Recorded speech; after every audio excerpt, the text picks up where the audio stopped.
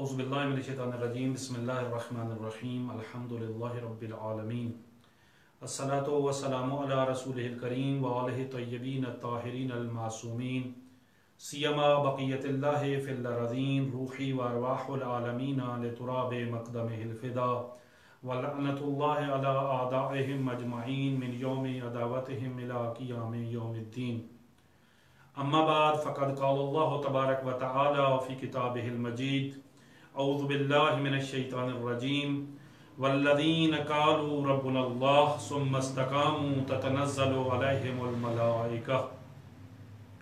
خدا کا لاکھ لاکھ احسان ہے کہ خدا نے ایک دفعہ پھر ہمیں توفیق عطا فرمائی کہ ہم قرآن کی بارگاہ میں حاضر ہو کر اس سے اپنے لیے تربیت کے اسلوب کو وضع کر سکیں اور حاصل کر سکیں۔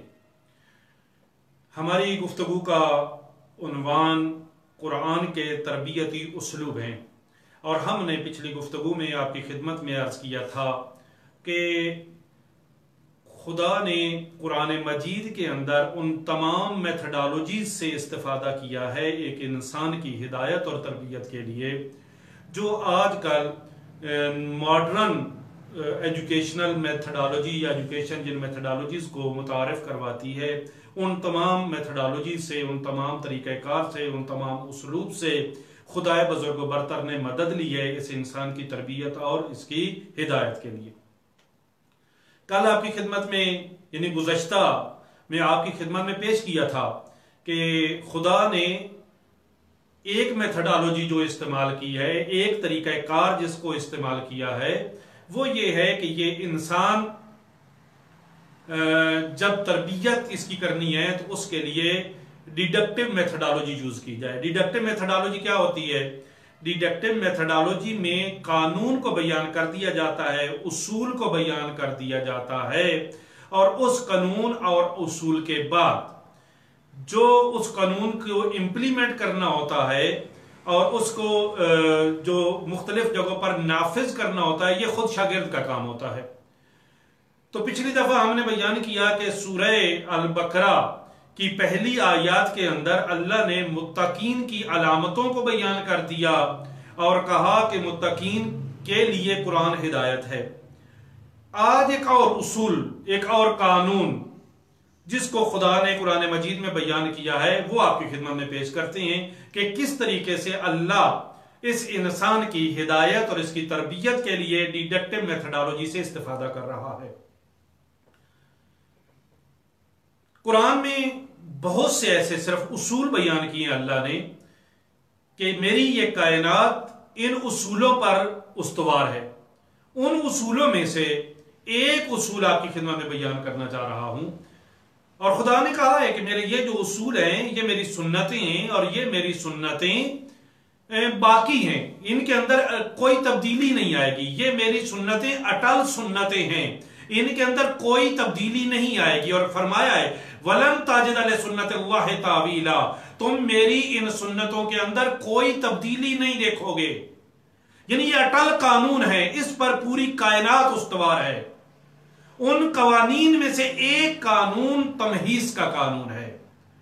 تمہیز سے کیا مراد ہے؟ تمہیز سے مراد ہے آزمائش۔ سمجھاتا ہوں، جب سنار یا زرگر سونے کو بھٹی کے اندر ڈال کر اس کی کثافتوں کو جدا کر لیتا ہے اور خالص سونے کو جدا کرتا ہے، اس عمل کو تمہیز کہتے ہیں۔ خدا قرآن مجید میں ارشاد فرماتا ہے کہ اللہ تمہیز کرے گا، کن کی؟ مومنین کی، یعنی مومنوں کو آزمائش کی بھٹی میں ڈال کر ان کو جدا کر لے گا، اور اللہ کثافتوں کو جلا دے گا، اللہ کافروں کو جلا دے گا۔ یعنی اللہ کس کی آزمائش کرے گا؟ مؤمنین کی آزمائش کرے گا۔ یہ قانون ہے۔ اور کس کس کی تمہیز کرے گا؟ ہر ایک کی تمہیز کرے گا۔ خدا نے ایک اور جگہ پر ارشاد فرمایا ہے وَلَنَبْلُوَنَّكُمْ بِشَيْءٍ مِّنَ الْخَوْفِ وَالْجُوعِ وَنَقْصٍ مِّنَ الْأَمْوَالِ وَالْأَنفُسِ وَالثَّمَرَاتِ۔ اگر اس کے اوپر غور کریں، وَلَنَبْلُوَنَّكُمْ، وہ افراد جو قرآن کی اور عربی زبان کی، عربی کی لذتوں کو اور ان کی لطافتوں سے آگاہ ہیں، ان کو معلوم ہے کہ اس کے اندر کتنی تاکیدیں موجود ہیں. اللہ کہہ رہا ہے کہ ہم تم سب کو آزمائیں گے. بس یہ اللہ کا قانون ہے کہ اللہ سب کو آزمائے گا، سب کو آزمائش میں ڈالے گا. والذین قالوا ربنا اللہ ثم استقاموا تتنزل علیہم الملائکہ. جب آزمائش آئے تو پھر کیا کرنا چاہیے؟ خدا قرآن مجید کی اس آیت کے اندر اپنے پورے طریقہ کار کو، اپنے پورے اسلوب کو بیان کر رہا ہے. وہ کیا ہے؟ فرمایا والذین قالوا ربنا اللہ. وہ لوگ جو یہ اعلان کرتے ہیں کہ اللہ ہمارا رب ہے، یعنی وہ اپنے آپ کو اللہ کی ولایت کے سائے میں پیش کر دیتے ہیں اور یہ اعلان کرتے ہیں کہ اللہ ہمارا رب ہے، اللہ ہمارا ولی ہے. جب انہوں نے اعلان کر دیا تو کیا اب اس اعلان کو، اس کے اس دعوے کو قبول کر لیا جائے گا؟ نہیں. اس کے دعوے کو فوراً قبول نہیں کیا جائے گا. اس کے دعوے کو قبول کرنے سے پہلے اس کو آزمایا جائے گا، اس کے سامنے رکاوٹیں کھڑی کی جائیں گی. اگر یہ ان رکاوٹوں میں پاس ہو گیا، اگر یہ کامیاب ہوا تو اس کے اس دعوے کو قبول کیا جائے گا، اور اگر یہ پاس نہ ہوا تو اس کے اس دعوے کو قبول نہیں کیا جائے گا. والذین قالوا ربنا اللہ. وہ لوگ جو یہ اعلان کرتے ہیں کہ ہم اللہ پر ایمان لے کر آئے، پھر اللہ کیا کرتا ہے؟ ثم استقاموا. اللہ آزماتا ہے. جب اللہ آزماتا ہے اس کے مقابلے میں اگر یہ انسان مقاوم رہے، ڈٹا رہے، مقاومت اور استقامت اختیار کرے تو پھر ہوتا ہے، خدا کیا فرماتا ہے؟ تتنزل علیہم الملائکہ. پھر اللہ خصوصی فرشتوں کے ذریعے اس انسان کی مدد کرتا ہے، خصوصی مدد نازل کر دیتا ہے. بس قانون کیا ہوا؟ قانون یہ ہے کہ جب بھی کوئی یہ اعلان کرتا ہے کہ میں اللہ کی ولایت پر ایمان لے کر آیا، یعنی میں نے اللہ کی ولایت کو قبول کر لیا، جب میں نے اللہ کو اپنا رب مان لیا، جب یہ اعلان کیا، اب آزمائش آ گئی، اب بلائیں نازل ہونا شروع ہو گئیں، اب مصیبتیں نازل ہونا شروع ہو گئیں. اب ان مصیبتوں کے مقابلے میں اگر یہ اعلان کرنے والا مقاوم رہا، اس نے استقامت اختیار کی، تو پھر اللہ کہہ رہا ہے تتنزل علیہم الملائکہ. اگر یہ استقامت اس نے اختیار کی تو پھر میری خصوصی نصرت اس کے شامل حال ہو جائے گی، پھر میں اس کی مدد کروں گا. تو یہ قانون ہے. قانون یہ ہے، پہلے انسان اللہ پر ایمان لانے کا دعویٰ کرتا ہے، پھر اللہ آزماتا ہے، پھر یہ دعویٰ کرنے والا استقامت اختیار کرتا ہے، پھر اس کی استقامت کے بدلے میں اللہ اس کی مدد نازل کرتا ہے، اللہ اس کی مدد کرتا ہے. یہ قانون ہے. اب دیکھنا یہ ہے کہ ہمارے معاشرے کے اندر ہمارا نظریہ کیا ہے. اگر ہم اپنے معاشرے کے اوپر نگاہ دوڑائیں تو ہمیں یوں نظر آتا ہے کہ ہم یہ سمجھ رہے ہوتے ہیں کہ جب ہم ایمان لے کر آئیں گے تو ہمارے اوپر مصیبتیں نازل نہیں ہوئیں گی، ہمارے اوپر بلائیں نازل نہیں ہوں گی. نہ، قرآن کا اصول یہ ہے، قرآن جو کچھ بتا رہا ہے وہ تو یہ ہے کہ اگر ایمان لے کر آئے تو اب مصیبتوں کے لیے تیار ہو جاؤ. مولا متقیان علی ابن ابی طالب علیہ السلام ارشاد فرماتے ہیں کہ مصیبتیں ہمارے ماننے والوں کی طرف ایسے بڑھتی ہیں جیسے بارش کا پانی ڈھلوان کی طرف بڑھتا ہے. اور پھر خاصات فرمایا کہ میرے مومن کو کیسا ہونا چاہیے. ارشاد فرمایا کہ اگر پہاڑ راستہ چھوڑ دیں تو چھوڑ دیں، چٹانیں ٹوٹ جائیں تو ٹوٹ جائیں، لیکن میرے مومن کو، میرے ماننے والے کو ان مصیبتوں کے سامنے سے ہٹنا نہیں چاہیے، ان مصیبتوں کا مقابلہ کرنا چاہیے. یہ معصومین کے فرامین اور قرآن کی ارشادات تو یہ کہہ رہے ہیں کہ جب ایمان لے کر آیا جائے تو اس وقت انسان کو اپنے آپ کو ان مصیبتوں کے لیے آمادہ کر لینا چاہیے. ان مصیبتوں کے لیے تیار کر لینا چاہیے. لیکن ہماری جو نظر بنی ہوئی ہے وہ یہ کہ نہیں، مصیبتیں ٹل جاتی ہیں. تو گویا ہم نے جو نظریہ بنایا ہوا ہے وہ قرآن کے اور معصومین علیہ الصلوۃ والسلام کے فرامین کے خلاف. ایک اور مثال دے دیتا ہوں. اگر ایمان کے درجات کی بنیاد پر کسی نے مصیبتوں سے جان چھڑانا ہوتی اور آسائش کی زندگی گزارنا ہوتی اور اس کے اوپر مصیبتیں نازل نہ ہوتی تو سب سے زیادہ حق کس کو حاصل تھا؟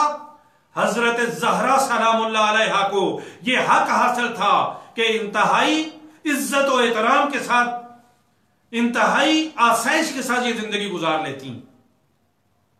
لیکن حضرت زہرا سلام اللہ علیہا جو رسول اللہ سید المرسلین سید الانبیاء کی بیٹی ہیں، حضرت علی المرتضی امام المتقین اس کی زوجہ ہیں، حضرت حسنین شریفین کریمین سید شباب اہل الجنہ کی والدہ گرامی ہیں، خود ولی خدا ہیں، اس مقام پر موجود ہیں کہ خود معصومین فرماتے ہیں کہ ہم اللہ کی طرف سے تم لوگوں پر حجت ہیں اور ہماری ماں زہرا اللہ کی طرف سے ہمارے اوپر حجت ہے.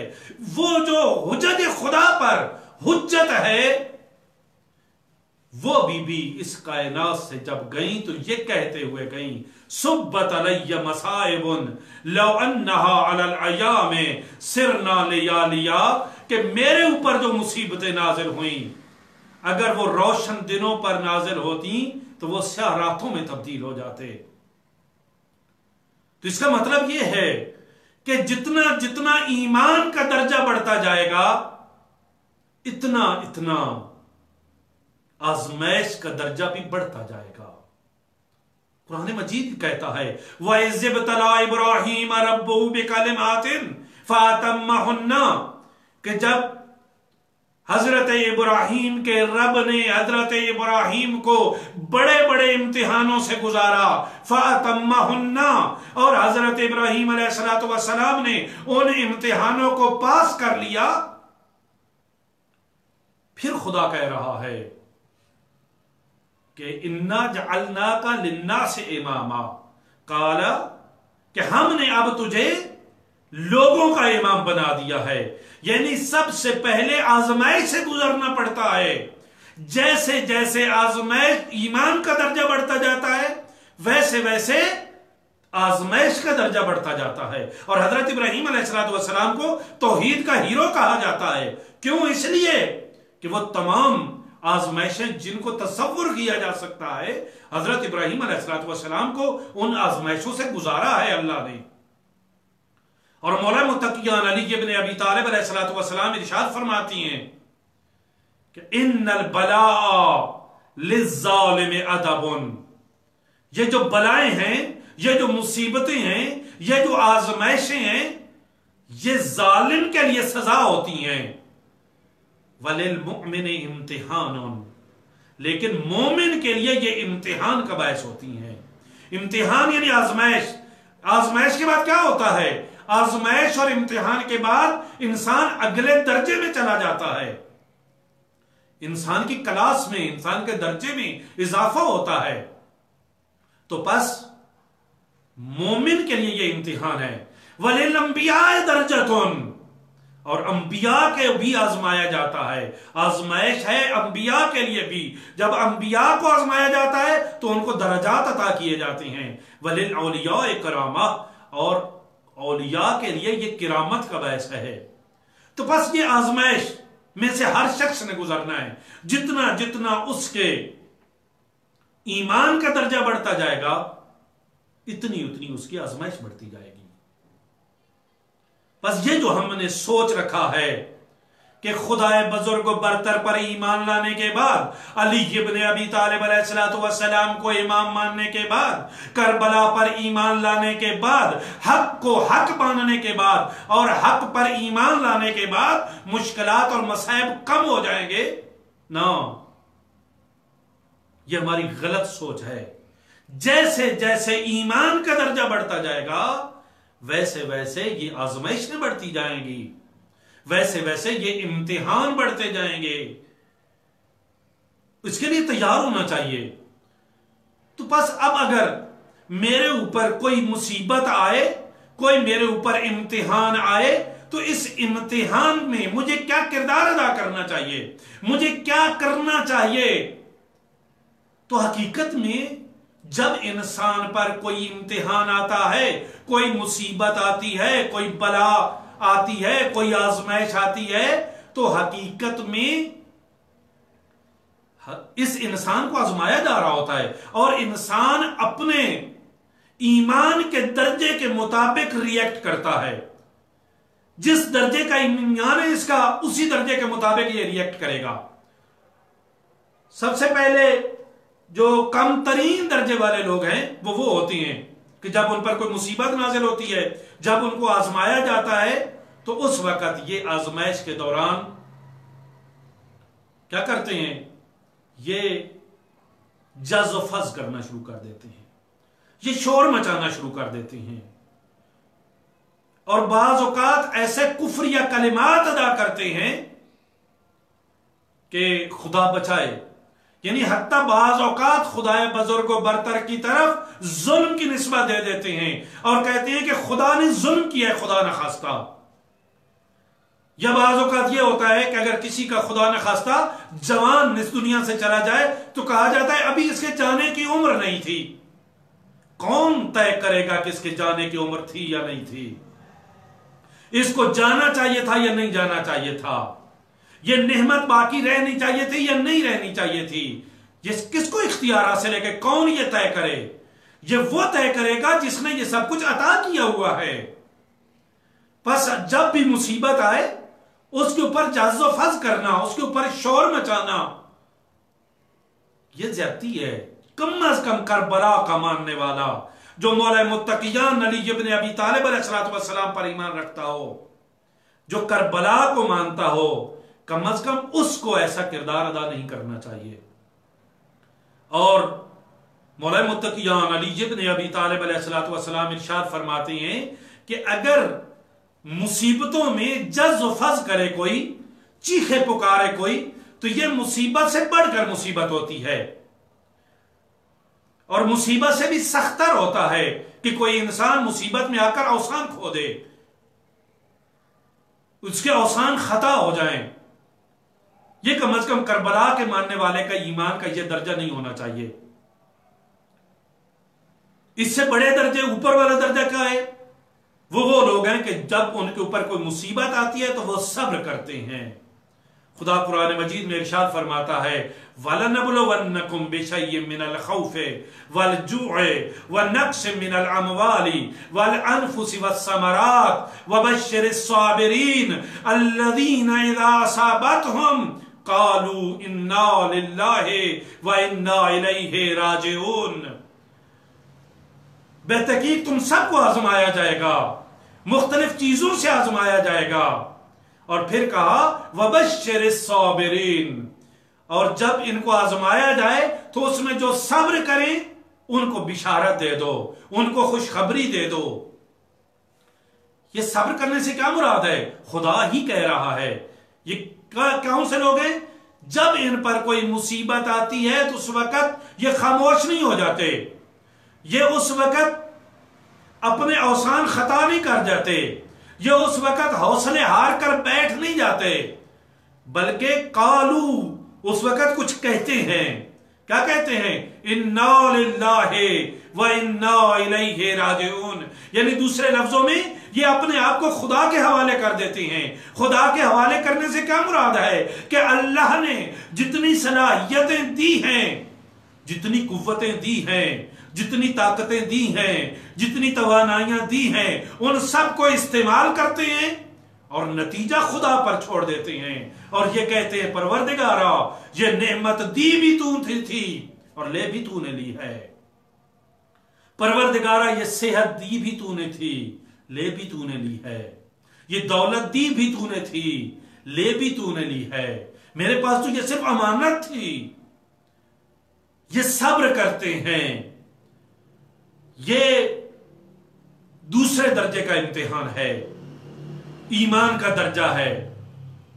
کربلا کے ماننے والوں کو کم از کم اس درجے پر فائز ہونا چاہیے کہ جب مصیبت آئے، جب بلا آئے تو اس وقت یہ صبر کریں۔ اس سے بڑھ کر بھی ایک درجہ ہے، وہ کیا ہے؟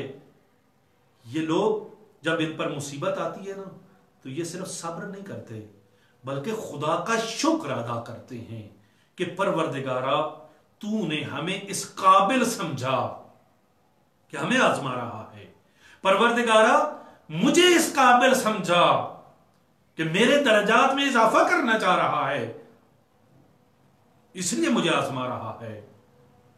اس کی کئی مثالیں موجود ہیں۔ واقعہ کربلا میں جب یہ اسرا کا قافلہ مقتل میں آیا ہے اور امام سجاد علیہ السلام پہنچے اپنے بابا کی لاش پر، حضرت زینب کبریٰ سلام اللہ علیہا بھی اپنے بھائی کی لاش کے ٹکڑوں کو ہاتھوں پہ اٹھا کر یہ فرما رہی تھیں، اللہم تقبل منا ھذا القربان، پروردگار میری اس قربانی کو قبول فرما لے۔ اور مڑ کر جب دیکھا ہے نا امام سجاد علیہ السلام کی طرف تو امام سجاد علیہ السلام کا رنگ پیلا ہو چکا تھا، زرد ہو چکا تھا، جیسے موت کی زردی چہرے پر آ چکی ہو۔ بی بی کہتی ہے سجاد بیٹا آپ کی حالت کیا ہو گئی ہے؟ امام سجاد فرماتے پھپھی اماں دیکھ نہیں رہی، ان ملعونوں نے میرے باپ کی لاش کی حالت کیا کر دی ہے۔ بی بی کہتی ہے لاش کی حالت جو بھی ہو سجاد، یہ خدا کا شکر ادا کرنے کا مقام ہے، یہ سجاد خدا کا شکر ادا کرنے کا مقام ہے۔ وہ بی بی جو انبیاء اور ائمہ کو حوصلے دینے والی تھی، وہ امام سجاد علیہ السلام کو حوصلے کی تلقین نہیں کر رہی، صبر کی تلقین نہیں کر رہی، بلکہ کہہ رہی ہیں کہ شکر ادا کرو۔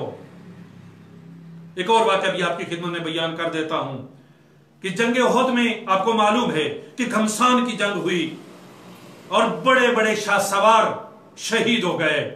حضرت حمزہ سید الشہداء شہادت کے مرتبے پر فیض ہو گئے، حضرت مصعب ابن عمیر شہید ہو گئے۔ اس جنگ میں رسول اکرم صلی اللہ علیہ وآلہ وسلم بھی زخمی ہوئے، علی ابن ابی طالب علیہ السلام بھی زخمی ہوئے۔ رسول کا زخمی سر علی علیہ السلام کی گود میں ہے اور علی علیہ السلام کی آنکھوں سے آنسو ٹپکے جو حضرت رسول اسلام کے چہرے پر آئے۔ رسول اسلام نے آنکھیں کھولی اور پوچھا یا علی رو کیوں رہے ہو؟ کہا یا رسول اللہ آپ نے دیکھا نہیں کتنے گھمسان کی جنگ ہوئی ہے، اس سے زیادہ ہو سکتا ہے کبھی گھمسان کی جنگ نہ ہو، اور علی پھر بچ گئے، علی پھر شہادت کے مرتبہ پر فیض نہ ہوئے۔ رسول اسلام فرماتے ہیں یا علی میں دیکھ رہا ہوں آپ کی یہ ریش مبارک آپ کے خون سے خضاب ہوگی، رنگین ہوگی، لیکن مجھے یا علی یہ بتائیں کہ جب آپ کے سر پر ضربت لگے گی اس وقت آپ صبر کیسے کریں گے؟ جو ہی رسول اسلام نے پوچھا نا کہ یا علی اس وقت آپ صبر کیسے کریں گے، علی ابن ابی طالب علیہ السلام نے ارشاد فرمایا مولا مولا وہ صبر کرنے کا مقام نہیں ہوگا بلکہ خدا کا شکر ادا کرنے کا مقام ہوگا۔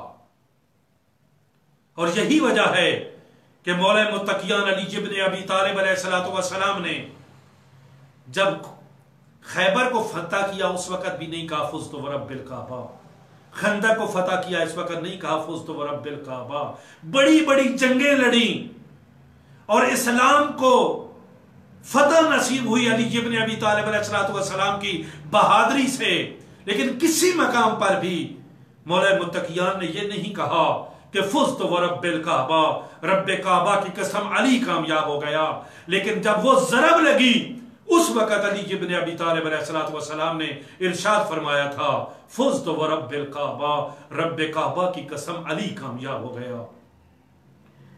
تو صرف صبر کرنا یہ کافی نہیں ہے، ایک ایمان کا درجہ ایسا ہے کہ جہاں پر صبر نہیں شکر کیا جاتا ہے، اور اس سے بھی بڑھ کر ایک ایمان کا درجہ ہے، اور وہ یہ ہے کہ صرف صبر نہیں کیا جاتا، صرف شکر ادا نہیں کیا جاتا، بلکہ تمنا کی جاتی ہے، بلکہ انسان انتظار میں ہوتا ہے، آگے بڑھ کر ان مصیبتوں کو اپنے گلے میں لگایا جاتا ہے، گلے سے لگایا جاتا ہے، یہ بھی ایک درجہ ہے۔ اور کربلا کے میدان میں جائیں، آپ کو اس درجے کے افراد کی ایک تعداد ملے گی جو مصیبتوں کو اپنے گلے لگانے کے لیے تیار تھے، آگے بڑھ کر مصیبتوں کو خریدنے کے لیے تیار تھے۔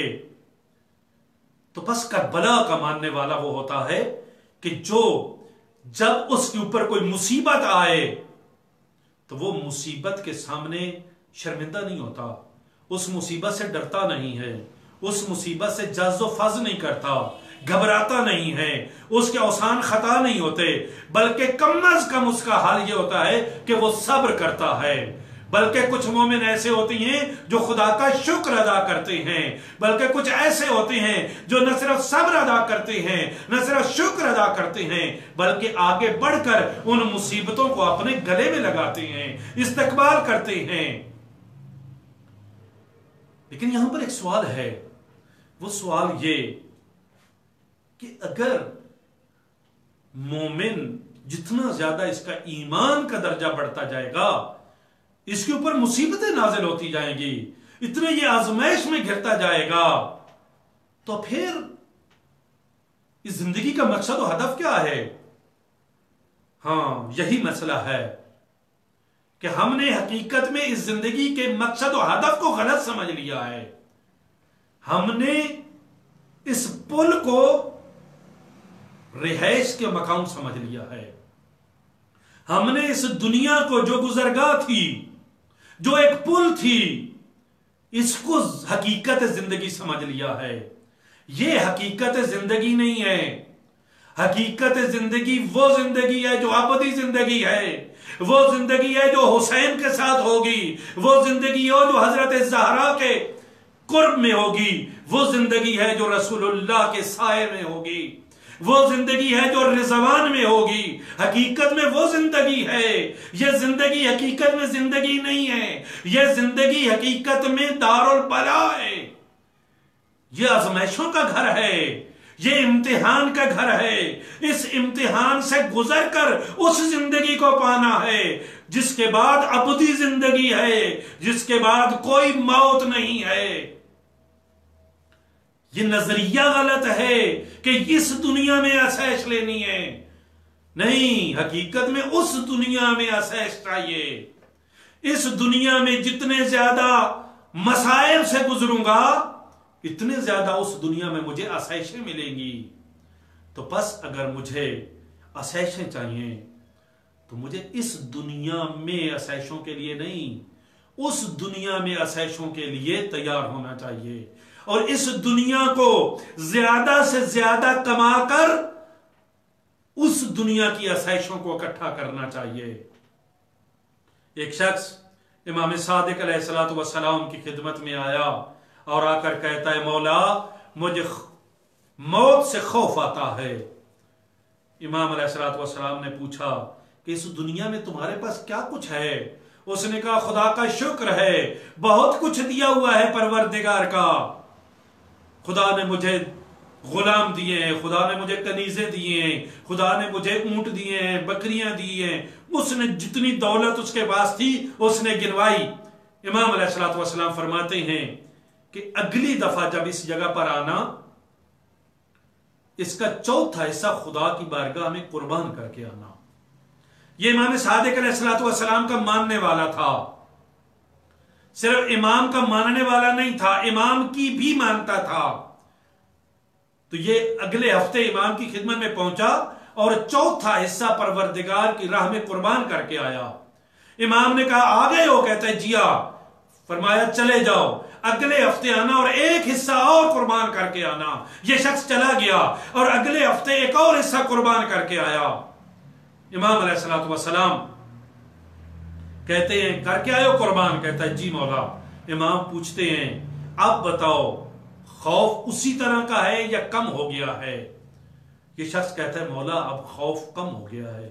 امام فرماتے ہیں پہلے تو اس لیے ڈرتا تھا کہ تجھے وہ دنیا ویران نظر آتی تھی، اب تو اس لیے نہیں ڈر رہا کہ تجھے وہ دنیا ویران نہیں لگ رہی، تیری وہ دنیا بھی آباد ہے، اس لیے تجھے موت سے ڈر نہیں لگ رہا۔ تو ہمیں اس دنیا کو آباد کرنا چاہیے، اس دنیا کو آباد کرنے کے لیے، اس دنیا میں کمانا چاہیے اس دنیا کو آباد کرنے کے لیے۔ یہ ہے مومن۔ مومن وہ ہوتا ہے کہ جو آزمائشوں میں زندگی گزار دیتا ہے لیکن آخرت کو بنا لیتا ہے۔ ایک اور سوال کا جواب دے کر آپ کی زحمتوں کو تمام کرتا ہوں کہ کیا پروردگار نعمتیں دے کر آزماتا ہے یا لے کر آزماتا ہے؟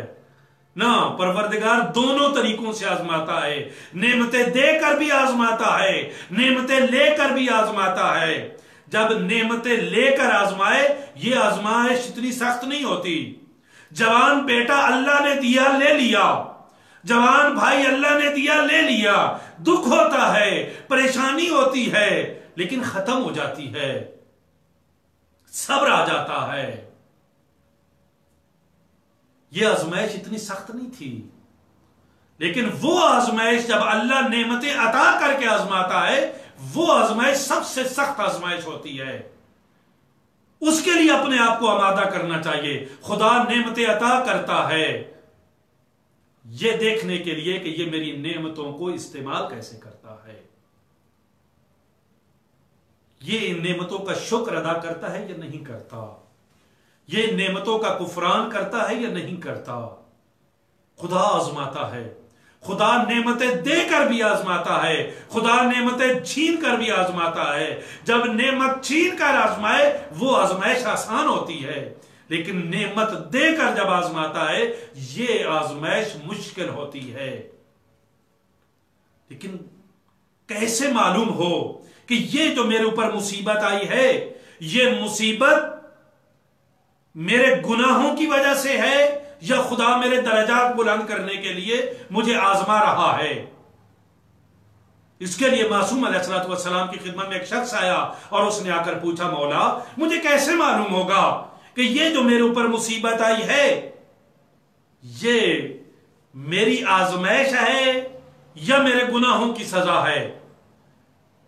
تو معصوم فرماتے ہیں تیرے پاس طریقہ کار ایک ہے، ایک کلیہ بتاتا ہوں تجھے۔ کیا کلیہ؟ امام نے فرمایا کہ اگر تیرے اوپر آزمائش آئے اور وہ آزمائش تمہیں خدا سے دور کر دے، تجھے خدا بھلا دے، تو سمجھ لینا یہ تمہارے گناہوں کی وجہ سے ہے، اور اگر تیرے اوپر آزمائش آئے اور وہ تجھے خدا کے قریب کر دے تو سمجھ جانا کہ یہ خدا آزما رہا ہے تیرے درجات کو بلند کرنے کے لیے۔ ان دنوں میں ہم ایک آزمائش میں مبتلا ہیں، پوری انسانیت ایک آزمائش میں مبتلا ہے۔ اب ہر شخص کو یہ دیکھنا ہے کہ یہ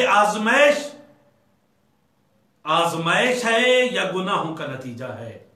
اگر گناہوں کا نتیجہ ہے تو یہ انسان کو خدا سے دور کر رہی ہوگی، اور اگر یہ آزمائش ہے اور میرے درجات خدا بلند کرنا چاہ رہا ہے تو پھر اس کے ذریعے میں خدا کے قریب ہو رہا ہوں گا۔